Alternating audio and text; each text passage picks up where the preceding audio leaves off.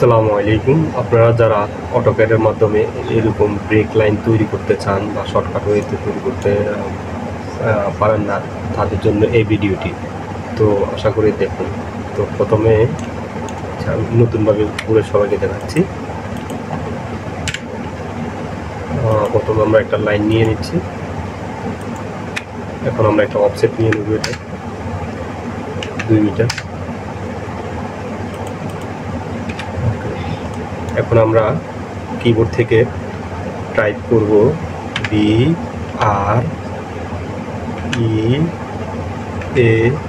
Break, LINE, line দিয়ে inter. First পয়েন্টটা select করব, সেকেন্ড পয়েন্ট সিলেক্ট করব, ব্যাস ইন্টার দিব, ব্রেক লাইন হয়ে যাবে।